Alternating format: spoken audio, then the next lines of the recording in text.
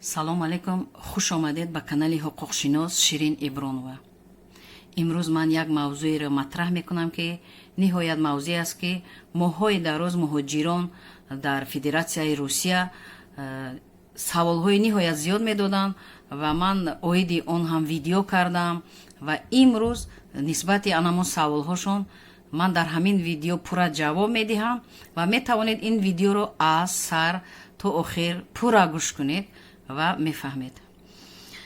яъне ба ҳамагон равшан ва маълум аст 25 ноябр 2020 сол раиси маҷлиси миллии маҷлиси олии ҷумҳурии Точикистон, раиси шаҳри Душанбе РУСТАМИ ЭМОМАЛИ сафари расмӣ ба Русия доштанд. чӣ хеле ки шумо медонед, яъне ки бо раиси шурои федератсияи маҷлиси федерали федератсияи Руссия Валентина Ивановна Матвиенко мулокоти хоса доштанд. дар ин мулокот зиёд масъалаҳоро пешниход карданд, монданд ва ғайри ин ҳаминро гуфтаниам ки инчунин ҳайатҳои расмии ду давлат, чӣ хеле ки мебинед аз давлати Точикистон ва аз давлати Русия, ҳайати расмии ин ду давлат вохӯрии кушод баргузор карданд ва дар вохӯрӣ масъалаҳои иқтисодӣ, таъсиси корхонаҳои муштарак дар ҳудуди Точикистон ва масъалаи донишҷӯёнро монданд, масъалаи мухочиронро ва зиёд масъалаҳоро муҳокима карданд. яъне ҳозир бинед ки донишҷӯёни зиёде ки аз Точикистон дар Русия таҳсил доштанд, бо сабаби пандемия онҳо натонистанд ба Русия омада ва айни ҳол онҳо чанд маротиба назди сафорати Русия ҳам рафтанд, хоҳиш карданд то ки ба онҳо иҷозат диҳанд ба Русия оянд, то ки аз таҳсил қафо намонанд ва ҳамин масъаларо низ РУСТАМИ ЭМОМАЛИ дар анамин вохӯрӣ дар ҳамин масъаларо пешниҳод кард. ва ғайри ин масъалаи пешниҳод шуд ки яъне ки корхонаҳои муштарак дар Точикистон кушода шавад, агар ки ҳамин масъалаҳо дар ҳақиқат яъне ки амалӣ шаванд. дар Точикистон корхонаҳои муштарак байни Русия ва Точикистон кушода шаванд ва зиёд ҳамватанони мо дар ватан соҳиби кор мешаванд, соҳиби маош мешаванд ва сафи муҳоҷират камтар мешавад. масъалаҳои ҳарбиро низ монданд, хай масъалаҳои зиёдеро монданд. метавонем мумкин дар видеоҳои дигар он масъалаҳоро матраҳ кунем ва масъалаи асосие ки айни ҳол ба мо дахл дорад ин масъалаи мухочирон аст, чунки мухочирони зиёд ба ман савол медоданд моҳҳои дароз ки нисбати ҳамин мухочирон ягон навигарӣ, ягон қонуне мешавад ки бисёри аксарияти мухочирон беҳуҷҷат дар Русия кор ва фаъолият доранд, зиндагонӣ доранд, яъне ҳуҷҷатҳои онҳо муҳлати онҳо гузаштааст, яъне ғайрирасмӣ зиндагонӣ доранд ва ман оиди ин ҳатто видео карда будам ки байни мақомотҳои Русия айни ҳол баҳсу мунозира аст ки дар оянда мумкин авф эълон кунанд. барои ҳамин видеои ман ҳаст ҳозир дар ҳамин канали ман, метавонед он видеоро ёфта бинед ва гӯш кунед, сарфаҳм меравед. ва ғайри ин РУСТАМИ ЭМОМАЛИ бо муовини якуми раиси думаи давлатӣ Федератсияи Русия, яъне Александр Жуков мулокот анҷом доданд. бисёр масъалаҳоро баррасӣ карданд, аз ҷумла масъалаи шаҳрвандони Точикистон ки дар Федератсияи Русия айни ҳол зиндагонӣ доранд, кор доранд ва аксарияти онҳо яъне ҳуҷҷатҳошон ғайрирасмӣ аст, ғайриқонунӣ гӯем. масалан чӣ хел муҳлати мигратсиони карта ё муҳлати патент, муҳлати регистратсия онҳо гузаштааст ва ҳама гун инро медонанд, саволҳои зиёд оиди ин медоданд ва ман ана имрӯз ба саволҳои шумо ҷавоб медиҳам ки ҳамин масъаларо РУСТАМИ ЭМОМАЛИ бо ҳамин Александр Жуков дар якҷоягӣ бо ҳайати ин ду давлат қатъиян гузоштанд ки яъне ки мухочиронро дастгирӣ карданд дар кор.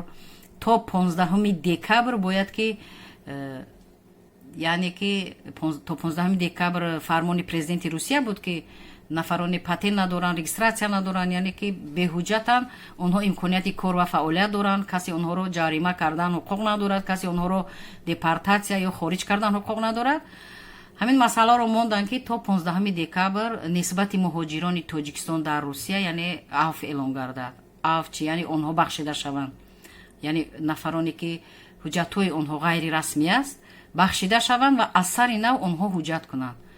яъне чӣ хел аз сари нав ки шуд сарҳад ногузашта ҳар як шаҳрванди Точикистон ки дар Русия зиндагонӣ дорад ҳуҷҷатҳое дорад ки муҳлаташ гузаштааст, метавонанд ки аз сари нав мигратсиони карта гиранд, корти ҳамон мигратсиони, ва баъди вай метавонанд регистратсия кунанд, яъне дар қайди ҷои зист монанд.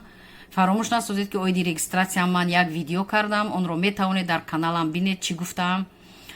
ва баъди регистратсия кардан метавонанд ҳамаи ҳуҷҷатҳои худро ҷамъоварӣ карда барои гирифтани патент супоранд. вақте ки патентро дар даст гирифтанд ва онҳо қонунӣ кор ва зиндагонӣ мекунанд ва нафароне мехоҳанд ки дар оянда шаҳрванди Русия шаванд, онҳо метавонанд ки баъди патент гирифтан ариза барои квота гирифтан супоранд. шумо видеои пештараи манро бинед, оиди квота ман баромад кардам. фармони Владимир Владимирович Путин аст ки ин фармон 3 моҳ баъд ба қувваи қонунӣ медарояд. 15 январ 2021 ба қувваи қонунӣ медарояд. оиди ин видео дорам ки квота зиёд тақсим мешавад, ҷудо карда мешавад квота. нафароне ки агар ариза нависта квота гиранд, дар асоси квота яъне ки РВП мегиранд, разрешение времени проживания. баъди РВП метавонанд ВНЖ, вид на жительство гиранд. аз 3 ноябри 2019 сол ВНЖ яъне ки вид на жительство бемуҳлат шуд. метавонанд нафароне ки агар нахоҳанд шаҳрванди Русия шуда метавонанд ҳамин вид на жительство гирифта то охири вақти муҳлати мехостагишон дар Русия зиндагонӣ кунанд, кор ва фаъолият кунанд. қариб 90% баробари шаҳрвандони Русия ҳуқуқ доранд ба таҳсил, ба кор, ба зиндагӣ, ба табобат ва тамоми имтиёзҳои давлатиро метавонанд ки соҳиб гарданд. яъне ки кӯмакпулӣ оиди амон фарзандони хурдсол ё нафақа ва ғайраҳо. ва нафароне ки агар хоҳанд шаҳрванди Русия шаванд, баъди вид на жительство метавонанд ҳуҷҷатҳои худро барои гирифтани шаҳрванди Русия супоранд, метавонанд шаҳрванди Русия шаванд. фаромӯш насозед ки оиди душаҳрвандӣ яъне двойное гражданство ман боз видео дорам дар ин каналам. ҳамон видеоро метавонед ки пурра гӯш кунед ва мефаҳмед. айни ҳол байни ду давлат ҳамин шартномаи душаҳрвандӣ бекор нашудааст, дар қувваи қонунӣ аст ва нафароне ки агар шаҳрванди Русия шаванд метавонанд дар ду давлат Точикистон Русия зиндагонӣ кунанд, кор ва фаъолият баранд ва барои ҳамин шартнома айни ҳол бекор нашудааст. метавонед ки аз ин имкониятҳо истифода баред. барои ҳамин ҳамватанон, шаҳрвандон, муҳоҷирони муҳтарам, ҳамин видеоҳои манро мебинед ва дар каналам зиёд видеоҳо оиди саволҳои ҳамватанон ҷавоб додам. метавонед тамошо кунед, аз он видеоҳо баҳра баред, истифода баред ва саволҳои такрорӣ нашавад. ва ғайри ин ҳамин видеоҳоро лайк монед. мақсади лайк мондан дар чи аст? мақсади лайк мондан дар он аст ки дигарон мебинанд. албатта видеои мо ки ба забони тоҷикӣ аст фақат барои ҳамватанони мо лозим аст, ба дигар миллатҳо лозим нест. ва вақте шумо лайк мемонед, ҳамон ҳамватанои мо ҳаминро гӯш мекунанд ва аз ин истифода мебаранд, сон саргардон намешаванд.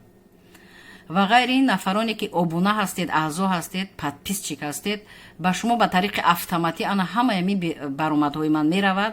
шумо метавонед ки ҳамонҳоро падилитса кунед ба ватсап, имо ва дигар, ба наздикон ё ки ҳамватанон падилитса кунед, то ки дигарон низ огаҳ шаванд, хабардор шаванд. ва ғайри ин нафароне ки обуна нестед, аъзо нестед, саволҳо ба воситаи телефон медиҳед, имконият доред ки дар ҳамин ютуб подписатсия кунед дар канали ман, яъне аъзо шавед, обуна шавед ва чӣ хеле мана ҳамин хел баромадҳо мешавад ба тариқи автоматически ба шумо меравад ва мегиреду истифода мебаред ва метавонед дигар видеоҳоро низ дида шунида аз онҳо низ истифода баред.